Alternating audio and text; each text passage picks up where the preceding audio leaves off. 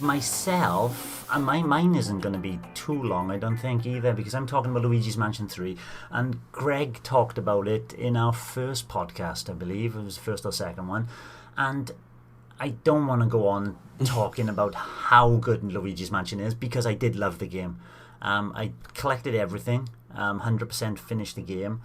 What I'm going to talk about is, like 95% of the time, I am loving it. Reasons like the animations, Charles Martinet's voiceovers, the ghosts are funny, but there was something niggling which I've been thinking about all week, and it's nothing that detracts from my whole overall enjoyment of the game. I loved it, but it's something to do with the combat, I think, and it's the more I thought about it, it's, first of all, there's not much variety in the ordinary number of ghosts you see. There's those blue ghosts, there's the red thumpers, which are the big chunky square cubes. There are some gold lanky ghosts, and there's a slinker which sneaks up behind you, and then you got the little versions of the red ones and the blue ones, and that's it. There's only like 4 different versions of ghosts, and apart from them wearing sunglasses or holding a shield, which then you can use your plunger to pull the shield off, combat becomes a little repetitive as you're going up through the skyscraper, the mansion itself. Other people have said that, this feels like the first one more, but the more I've played it as well, you realise that each floor is a separate entity, and it's locked off until you finish the floor before it. So they might as well be different mansions. Mm-hmm. And as you're going up, because of that, as you're going up, the first maybe 7 floors, you're seeing everything new. Every puzzle you come across is something new. The sheer variety of puzzles Thanks for watching, is amazing. and don't forget to hit the subscribe button and give us a like if you've enjoyed our content. You can also check out our other great content on Twitter, 11, especially 10, Facebook, 11, 12, up there, Instagram, the kind of and the N-E Café podcast from all good podcast providers. Just follow the links in the description below. As if they've run out of ideas as you're working your way up the level of the mansion, and it loses something towards the end. And one of the final things that made me think, fantastic game, as I said, fantastic, but that other niggling doubt was the bosses. The bosses, right? The animations, the sheer ingenious way that they move, the kind of specific animations they do are brilliant. And the inventiveness of the boss is excellent. What niggled me is something that's niggled me on other, especially number 2, Luigi's Mansion games, especially number 2, is that you don't know when you got to hit them. So you'll be watching an animation and you're thinking, right, can I attack him now? Can I attack him now? No, he's hit me. I should have been dodging, not trying to suck him in or shoot a plunger out or try and flash him. And then so you wait for another animation, a different animation. Oh, can I hit him now? Can I hit him now? No. Right, I can't hit him during this animation. You've got to wait for a specific animation before you're allowed to attack this boss. And you don't know where it is. So the first time you meet a boss, it's all this trial and error that I don't like, and it feels as if it gets worse as you get through to the higher levels of the mansion. I'm not going to give you any specific examples because I don't want to spoil it for people who haven't finished it, but apart from those niggles, the game itself is just genuinely astounding.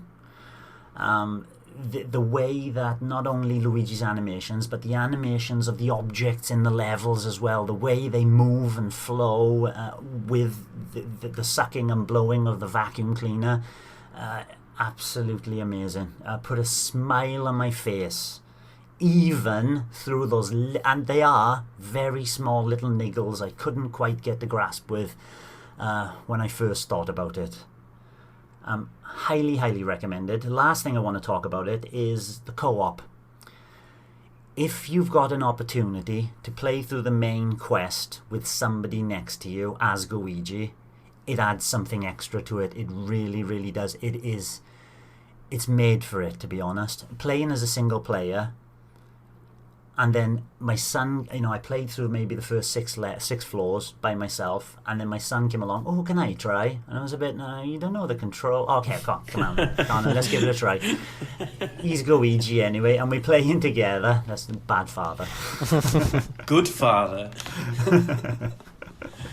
So we're playing through together, and it just becomes so much more enjoyable with that co-op player with you.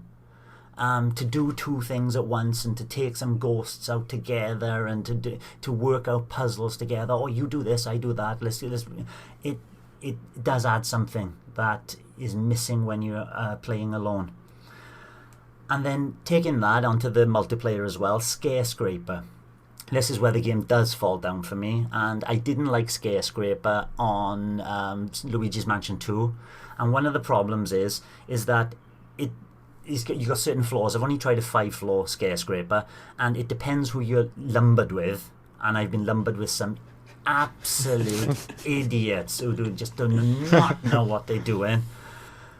And you've got like 2 different things you can do, basically. It's kind of like catch ghosts or collect coins. But the collect coins one is, what they don't tell you is that to collect the coins, you have to catch the ghosts, the gold ghosts, to get enough coins to get off the level. So the collect coins one is basically a catch the gold ghost one. So all your co-op partners in multiplayer, they're sucking 1 or 2 coins out of the bed when they should be focusing on getting the ghosts, for example. And because of it, the time, you got like about 5 minutes on one floor. It's not long enough. You're always struggling. Even with a perfect run and everything going right, you are really, really rushing through Scarescraper just in the last few seconds to get out of there and catch that last ghost before you go up to the next floor. The time is just too tight. They should do a mode where there's no timer. Just go have fun, collect all the ghosts, don't die.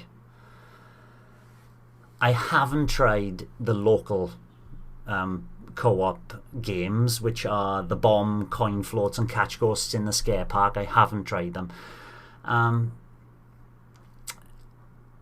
It's made me, because the multiplayers, because they're supposed to be adding some free DLC in the future, especially some multiplayer stuff.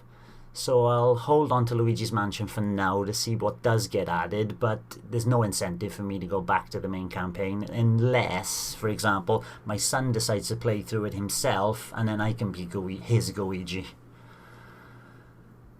But I've thoroughly enjoyed my time with it. Don't let what I've said put you off. It's amazing. It's still an amazing game. It's still a 9 out of 10 then. Oh yes. And what about then? How long did it take you to finish the main game, to do the final boss? The final boss is a slight letdown. Because of the style of what I'm saying with the problems of, when do I hit him and all that. Anyway, the entire game took me about 18 hours to play through, and then I've put about 2 hours in on the multiplayer mode. And what about, is it like 18 hours to 100% it, yeah? Yes, yeah. A bit less than I imagined. Yeah, it was a little bit less than I imagined as well. I heard that some of the bosses are just like beyond difficult, like ridiculously difficult. Did you have that problem? I didn't find that until the last 2 bosses. Mm-hmm. It won't be a shock to tell you that the last boss is... covering my ears. Yeah. And the last 2 bosses, the penultimate boss is slightly annoying because of what you've got to do with Luigi. It's like juggling, patting your head and rubbing your stomach at the same time. It's doing 2 things at once, so that is slightly annoying. Not difficult, just if you mess it up, you've got to go back to the beginning animation and go through it again. So just time consuming. And it's the same with the last boss as well. Last boss is more traditional Luigi's Mansion 1 kind of end of game boss. and it's much more difficult. That's the hardest boss is the last boss, especially on his third and final transition. It can be quite tricky. Not unbeatable, but tricky. Yeah, I found myself going back to Luigi's Mansion at the weekend there for about an hour. It's the first time I played it in about 3 or 4 weeks, actually. Yeah. And I had a good time with it again, but I think I'm kind of suffering from the same thing I think you mentioned, Lee, on Discord, where it's like you love it when you're playing it, but you don't feel that draw to like actually start playing it. Yeah. I didn't have to force myself to play it, but it became more of a repetition, you know, something I do every day, and it's kind of I want to see the end of this because it's brilliant, but it's not a game that's made me really drawn me into it. But when I've started playing it, I can't put it down. Thanks for watching, and don't forget to hit the subscribe button and give us a like if you've enjoyed our content. You can also check out our other great content on Twitter, Facebook, Instagram, and the N-E Café podcast from all good podcast providers. Just follow the links in the description below.